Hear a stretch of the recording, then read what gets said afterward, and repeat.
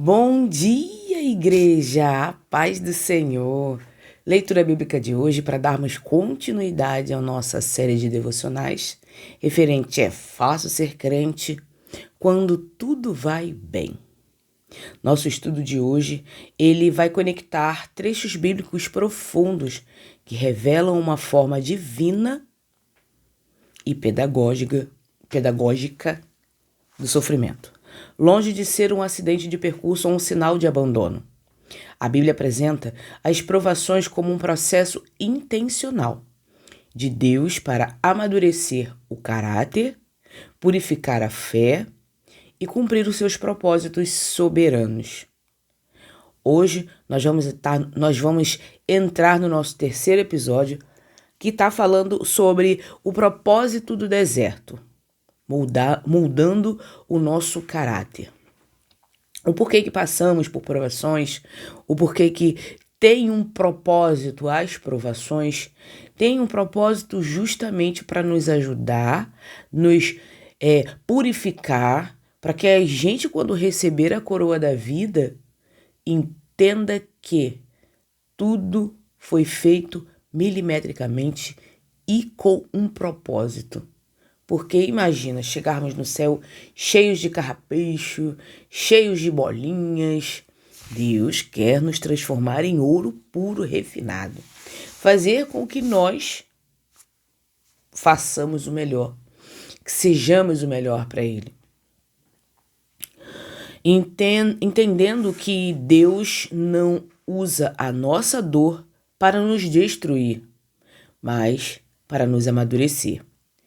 As dificuldades, elas filtram o que é superficial e revelam o que é eterno em nós. O sofrimento, ele produz a perseverança. Perseverança de um modo de vivermos totalmente diferente do que vivemos hoje. Vamos embarcar nos nossos textos bíblicos. Vamos começar com Romanos. O capítulo é o 5, os versículos são o 3 e o 4. A linha de produção do caráter. Não só isso, mas também nos gloriamos nas tribulações, porque sabemos que a tribulação produz perseverança, a perseverança um caráter aprovado, e o caráter aprovado a esperança. Paulo usa o verbo kauchometa. Gloriamo-nos ou exultamo-nos. Algo chocante para a mentalidade humana diante da dor. O termo para a tribulação, o tipsen sesim. Tilip sesim. É difícil essas palavras em grego e em hebraico. Significa pressão ou esmagamento. O apóstolo ele apresenta uma cadeia de causa e efeito espiritual. A pressão gera constância, o hipnomen. A constância gera maturidade aprovada, o dokmen. O metal que passou pelo fogo e se provou autêntico. E essa autenticidade blinda a esperança do cristão, garantindo que ela não o decepcionará.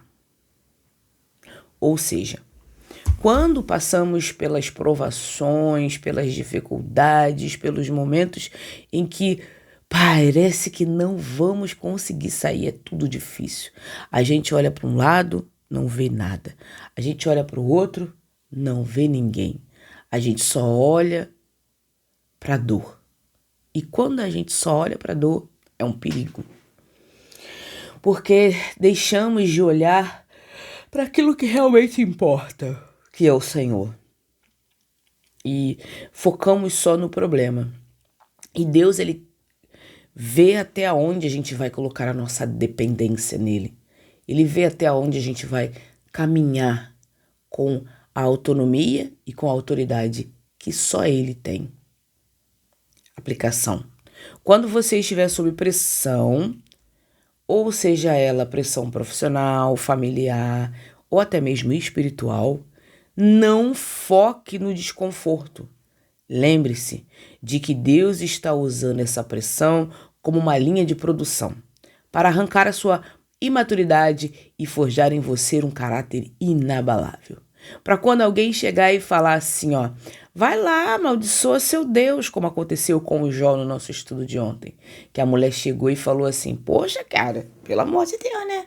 Tu tá aí, tá cheio de ferida. Teus filhos morreram, nossas riquezas se foram embora. Tá esperando o quê pra falar com esse Deus aí? Reclamar com ele. E quando a gente tem esse caráter inabalável, a gente começa a entender como Jó. De entender o quê? Poxa, as provações também são para mim. Eu não sou o alecrim dourado que nasceu no campo sem ser semeado. Eu sou igual a todos os outros. Eu preciso amadurecer. Eu preciso ser forjado. Eu preciso ter uma evolução espiritual. Senão eu vou ficar sempre aquele bebezinho com o dedinho na boca. Quando passa a primeira hora, não quero. Ah, não. Poxa, Deus, eu sou seu filho. Eu sou seu servo. A primeira coisa que a gente faz é isso. Contestar a Deus dizendo que somos filhos e somos servos. Tá, Deus mandou Jesus Cristo para a cruz. Não estou falando que ele quer isso com a gente, mas as provações, elas acontecem que é para nos fortalecer e nos amadurecer, para termos uma postura diferente, para termos um posicionamento diferente mediante as lutas e as dificuldades, para assim a gente conseguir ajudar o próximo. A gente tem pessoas próximas que necessitam da nossa ajuda, do nosso direcionamento. Eu já tive depressão e síndrome do pânico. Quando se fala de sair da depressão e síndrome do pânico, eu consigo ajudar as pessoas. Mas as pessoas para mim precisam querer sair. Lembra do estudo da semana retrasada? Que falamos sobre Jesus, ele pergunta o que você quer? Se realmente, se de fato você quer ser curado, ou se você quer continuar ali na entrada de Jerusalém pedindo esmola. Para ser sustentado pelas migalhas que as pessoas dão, ou se você quer levantar e fazer a tua história. Entende a diferença? Jesus, ele pergunta se é isso mesmo que você quer, para ver se você mesmo quer, para saber se você mesmo quer ser ajudado. Porque é muito fácil dizer que quer ser ajudado, mas depois fica aí, poxa, Senhor, o Senhor me curou, mas sabe como é que é, né? Pô, tava bem lá, catando esmola, que nem o povo quando saiu do Egito. Nem o povo quando saiu do Egito. O povo saiu do Egito, aí depois ficou reclamando. Poxa, lá no Egito a gente comia carne. Poxa, lá no Egito a gente tinha carne. Pô, pelo amor de Deus, né, meu povo? Deus já tirou da escravidão. Tu ia viver aí o resto da vida. Até hoje ia ter escravo. Lá em Israel, lá no Egito, da gente, povo hebreu. Até hoje ia ter. Então, a gente tende a querer ficar assim, igual criancinhas mimadas. Não quero, comigo não, eu sou filho de Jesus, eu sou servo. Cara, se Deus mandou Jesus para a cruz, se Deus muitas das vezes castigou o seu próprio povo, como eu contei essa semana que eu li a história de Ezequiel e fiquei perplexa, porque eu falei, caramba, como que o povo faz bobagem? Como que o povo faz maluquice? Como que a gente hoje, com tudo isso que a gente leu, com tudo isso que Deus faz, como que a gente consegue errar e pecar? Por isso é que passamos pelas provações, para a gente chegar ao nível de maturidade que Deus quer para nos salvar. Porque imagina eu chegar lá no céu, aí tiver que fazer alguma coisa lá no céu, né? Que eu não sei o que vai ser depois quando Jesus voltar. Tiver que fazer alguma coisa lá no céu. Ah, Jesus, eu não quero não, já sofri demais lá na terra. O Senhor falou que no mundo tereis aflições, aqui em cima eu teria descanso. Aí imagina, ficar reclamando com Deus. Por quê? Né? Então nós precisamos passar pela limeira, pela lima, sermos moldados, lixados, passar pelo fogo para poder pegar uma dureza, porque quando o barro ele passa pelo fogo, ele se torna duro. Entende? Então precisamos sim passar por provações e diversidades para amadurecermos nossa fé, para quando a outra provação vier ou outra pessoa pedir ajuda, a gente está apto o suficiente para ajudar. Entende? O capítulo 5 de Romanos é o ponto de transição onde Paulo fala sobre os resultados práticos da justiça pela fé, paz com Deus, acesso à graça e alegria na esperança. Já na segunda metade, o apóstolo faz um paralelo teológico denso entre Adão e Cristo, explicando que assim como por meio de um só homem, Adão, o pecado e a morte entraram no mundo, muito mais por meio de um só homem, Cristo Jesus, a graça, a justiça e a vida transbordaram para a humanidade. Jesus veio para nos dar a vida.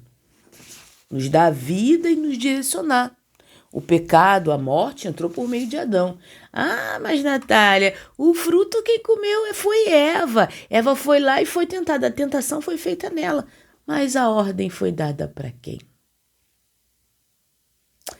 Enfim, o homem como um todo, Adão e Eva, homem de humanidade, eles dois ali, um deveria estar cuidando do outro. E porque um estava dando ouvido àquilo que não era para dar ouvido, o outro estava não sei o que, fazendo o que, não sei o que. Ele devia estar correndo, catando cavaca pelo chão aí para ver se conseguia achar alguma coisa. Enfim. É isso. Capítulo de Tiago 1, versículos 2 ao 4. A obra completa da aprovação. Meus irmãos, considerem motivo de grande alegria o fato de passarem por diversas provações, pois vocês sabem que a prova da sua fé produz perseverança, e a perseverança deve ter ação completa, para que vocês sejam maduros e íntegros, sem que falte a vocês coisa alguma. Ou seja, a maturidade, ela nos faz olhar o todo, não o só minha parte, porque a gente tende a se preocupar somente com o nosso umbigo, somente com aquilo que eu tenho para oferecer, para receber. Tiago ele escreve para a igreja dispersa e perseguida. Ele usa o imperativo considerem, um termo contábil que significa façam as contas. Diante das provações variadas, multicoloridas, de vários tipos, o cristão deve calcular o ganho espiritual. A fé precisa ser testada para gerar constância. O alvo final é o amadurecimento pleno. Ser maduro, completo, que atingiu o objetivo e íntegro, inteiro e sem rachaduras. Ou seja, a aprovação serve para nos tornar cristãos completamente maduros, firmes no propósito que não é o meu, o propósito é do Senhor. E eu, como serva e discípula, preciso entender. Me leva muito a lembrar daquele contexto de Paulo, quando Paulo está com o espinho na carne, que nós não sabemos qual é. Paulo está com o espinho na carne e Paulo, ele pede ajuda ao Senhor e o Senhor exclama para ele: a minha graça te basta. A graça de Jesus tem te bastado? Ou você tem murmurado, encostado na sua cadeira, deitado na sua cama, só chorando, murmurando e pedindo: passa logo, passa logo, passa logo. E você não se dá conta do para que isso está acontecendo, do para que essa provação está sendo vivida. Temos o hábito de reclamar e querer a nossa autodefesa. Ninguém quer sofrer. De fato, ninguém quer sofrer. Mas precisamos passar pelo fogo para sermos aprovados. As lutas que você enfrenta não vêm para te destruir, mas para testar a qualidade da sua fé. Permita que o processo doloroso cumpra a ação completa na sua vida. Não tente cortar caminhos ao usar atalhos humanos, pois Deus quer te transformar em alguém espiritualmente completo, não alguém de qualquer jeito, mais completo. Tiago abre sua epístola confrontando a postura do crente diante das provações e exortando a busca por sabedoria prática através da oração com fé. Ele redefine a verdadeira riqueza e explica a anatomia da tentação, mostrando que o mal nasce dos desejos maus humanos. Peraí. Mostrando que o mal nasce dos desejos maus humanos, enquanto de Deus só descem boas dádivas.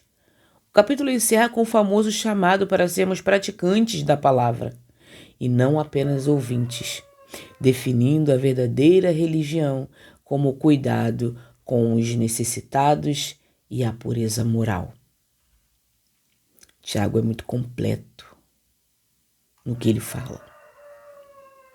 Assim como os outros livros também são. Mas falar sobre provação, ninguém quer falar. Falar sobre viver sob pressão, ninguém quer viver. Mas é algo que acontece. E é necessário acontecer para me tornar forte e madura, capaz de enfrentar qualquer dificuldade. 1 Pedro, capítulo 1, versículos 6 e 7. O refino do ouro. Nisso vocês exultam, ainda que agora, por um pouco de tempo, devam ser entristecidos por todo tipo de provação. Assim, acontece para que a sinceridade da sua fé dê valor muito superior ao ouro que perece, mesmo refinado pelo fogo. Seja comprovado o resultado em louvor, glória e honra quando Jesus Cristo for revelado. Pedro reconhece a tensão humana. É possível exaltar na salvação eterna enquanto se está entristecido pelas aflições do presente. Ele usa a metáfora do metalurgista. O ouro é o metal mais precioso, mas só atinge a pureza máxima quando é jogado no fogo ardente, para que as impurezas subam e sejam removidas. Da mesma forma, o fogo da provação serve para trazer à tona o que há de mais sincero e genuíno na nossa fé.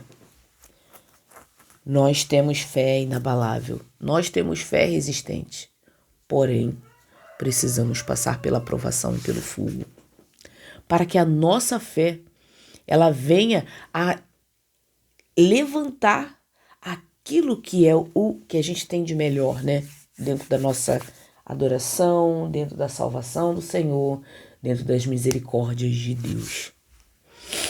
Quando o fogo das incompreensões ou das perseguições se acende ao seu redor, entenda, o objetivo do ourives divino, Deus, ele está derretendo as suas seguranças humanas, o seu orgulho, a sua indiferença, os seus medos, para que a sua fé brilhe. Brilhe com a pureza e reflita, por fim, a imagem do próprio Cristo. Estamos aqui para mostrar não a nossa imagem, não o nosso caráter, mas estamos aqui para mostrar o caráter revelado de Cristo Jesus através da nossa vida. O capítulo 1 de 1 Pedro, ele descreve os cristãos exilados, bendizendo a Deus pela viva esperança da ressurreição e pela herança incorruptível reservada nos céus. Diante dessa realidade gloriosa, ele convoca a igreja a uma vida de santidade prática. Sejam santos, porque eu sou santo, exortando-os a viverem em temor consciente do alto preço do sangue de Cristo que os resgatou e a se amarem intensamente com o coração puro. Pedro, ele nos diz como deve ser o amor entre os irmãos. Salmos 119, versículo 71. É o maior salmo da Bíblia. Foi bom para mim ter sido castigado, para que aprendesse os teus decretos. O termo hebraico para castigo ou afligido carrega o sentido de ser humilhado, rebaixado ou submetido à dor. O salmista faz uma declaração contraintuitiva: foi bom para mim. Ele reconhece que se estivesse em uma situação de calmaria e conforto constante, seu coração teria se desviado. Como ele admite no verso 67 do mesmo capítulo. A dor atuou como uma sala de aula onde o orgulho foi quebrado para que ele finalmente compreendesse a profundidade da lei de Deus. É muito bom. Passar pela provação? Não, não é bom. Mas produz na gente um caráter igual ao de Cristo. Ou parecido de Cristo, né? Às vezes, a dor de uma quebra de expectativa, de uma repreensão ou de um período difícil é o único caminho que Deus encontra para capturar nossa atenção total. Agradeça a Deus pelas crises que te obrigam a buscar mais a Bíblia, a depender mais da presença de Deus, a ter um contato maior em oração, em súplicas, em pedidos ao nosso Senhor. As provações nos fazem ter um contato maior com Deus, nos fazem entender que Ele, Deus e Cristo Jesus, são o melhor e é a nossa melhor escolha. O Salmo 119, ele realmente é o capítulo mais longo da Bíblia e um poema acróstico, monumental, dedicado à excelência, suficiência e centralidade da palavra de Deus. Dividido em 22 seções, seguindo as letras do alfabeto hebraico, o autor expressa seu amor incondicional pelos mandamentos, testemunhos e decretos do Senhor, mostrando que as Escrituras dão luz aos simples, preservam o jovem da pureza e servem de consolo, refúgio e guia em meio à perseguição de inimigos perigosos. Deus é quem luta por você. Deus é quem cuida de você. Não precisa você ficar se lamentando, se lamuriando, porque temos o péssimo hábito de ficar, mas Senhor, eu não fiz nada para aquela pessoa está me perseguindo, está me humilhando, está isso, está aquilo, faz isso, faz aquilo. Tome sua postura como servo e aprenda a calar-se. E deixe que as atitudes do outro falem por elas mesmas.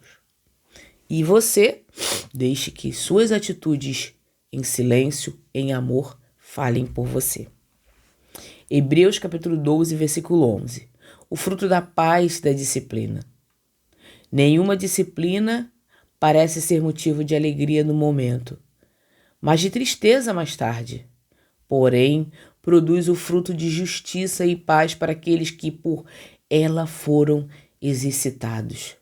O autor usa o termo grego paideia, disciplina que envolve instrução, correção, educação de um filho. Ele valida a dor do presente, a correção traz tristeza. No entanto, o foco está no futuro, mais tarde. Aqueles que se deixam exercitar, termo usado para o treinamento exaustivo e rigoroso dos atletas em ginásios, colherão um resultado específico, o fruto maduro da retidão e da paz. Não avalie a correção de Deus pelo desconforto do momento. Se o pai está corrigindo uma rota, uma atitude ou um comportamento em você, submeta-se ao treinamento. O cansaço e as lágrimas do exercício espiritual de hoje são a garantia de uma vida madura, pacífica e correta no amanhã.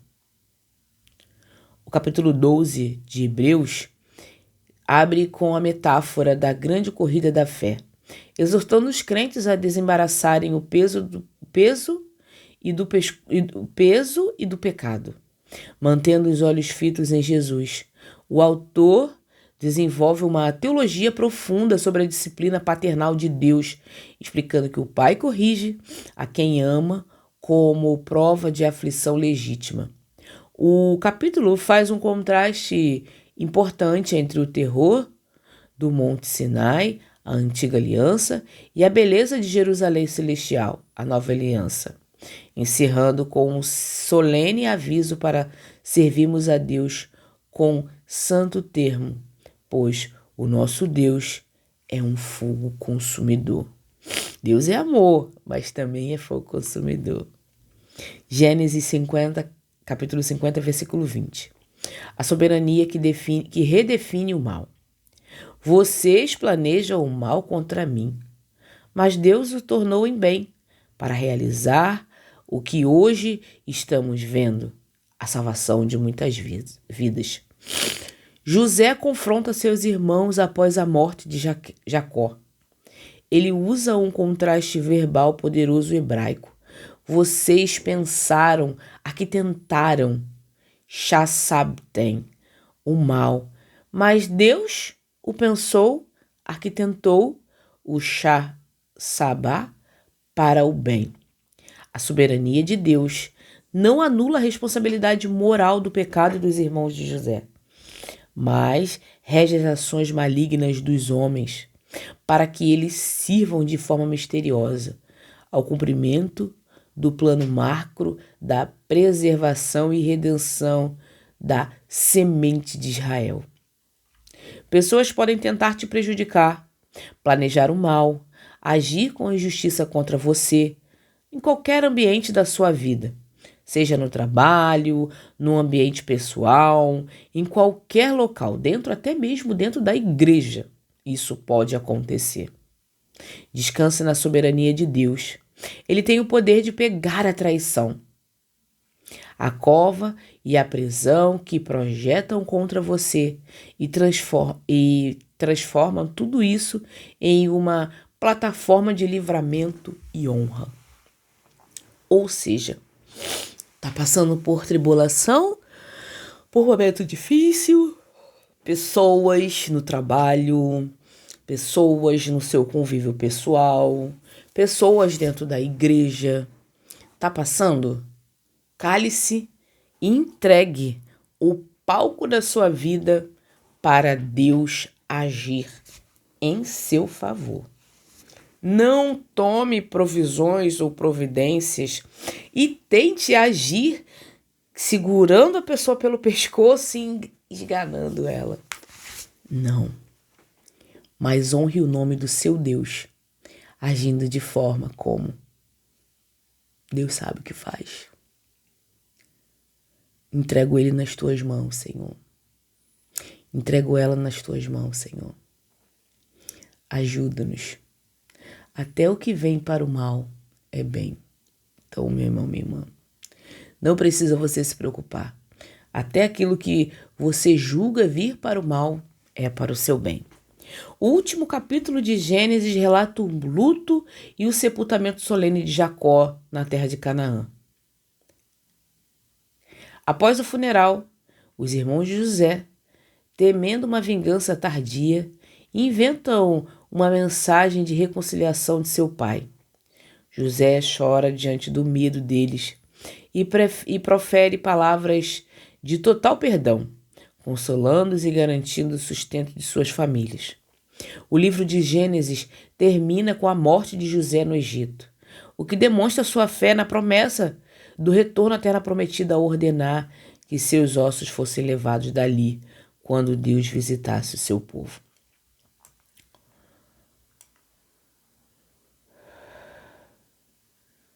A história de José é uma história, para mim, é uma das histórias lindas que a Bíblia tem, do começo lá de Gênesis. José poderia se vingar de seus irmãos. José se tornou um poderoso no Egito, governador do Egito. Mas ele sabe quem é o Deus dele. Ele sabe que o Deus dele o ama. E ele sabe, pelo amor que Deus tem por ele, ele não deveria ter o coração vingativo. O coração de José foi o seu maior artifício, porque ele perdoou quando tinha que perdoar e amou quando tinha que amar. E isso dos irmãos fala muito mais sobre quem é os irmãos do que quem é José. Ao costurarmos estes 6 textos fundamentais, compreendemos o ciclo completo da pedagogia divina na vida do crente. O propósito soberano. Deus transforma o mal humano em bem maior. Gênesis 50, 20. A sala de aula. A aflição nos ensina a amar a palavra. Salmo 119, versículo 71. O processo do refino. O fogo prova a autenticidade da nossa fé. 1 Pedro 1, 6 ao 7. O treinamento. A disciplina gera frutos de justiça e paz. Hebreus 12, 11. E o resultado final. O caráter aprovado, maturidade e integridade. Romanos 5, 13 e 4 e Tiago capítulo 1, versículos 2 ao 4. Esse estudo ele nos ensinou que o sofrimento nunca é estéril nas mãos de Deus. O homem planeja o mal, Gênesis 50, o mundo gera pressões, Romanos 5, e as provações nos entristecem, 1 Pedro capítulo 1. Mas o Senhor supervisiona cada detalhe do forno que refina. Ele usa a dor como uma disciplina amorosa, Hebreus 12, e como uma escola de obediência, Salmo 119, para que o resultado final resultado final da nossa vida não seja fútil e inútil e uma ruína, mas sim uma fé pura, refinada, com um caráter aprovado e uma vida espiritualmente madura. Mantenha-se firme, amadurecendo e sendo amadurecido pelo Senhor. Amém? Vamos orar? Paizinho amado e querido Deus, graças te damos por mais um dia que se chama hoje, Senhor. Muito obrigada, Pai, pelas provações que passamos. Obrigada, Pai, por cada irmão, por cada irmã que está aqui, que está entendendo, Pai, a tua mensagem. Entendendo que, ao passarmos pelo fogo, pelas provações, seremos aprovados e ganharemos, Pai, a coroa da vida. Nos transforma, nos dirige, nos ajuda. Sempre, Pai. Muito obrigada. Hoje eu oro e já te agradeço em nome de Jesus. Amém.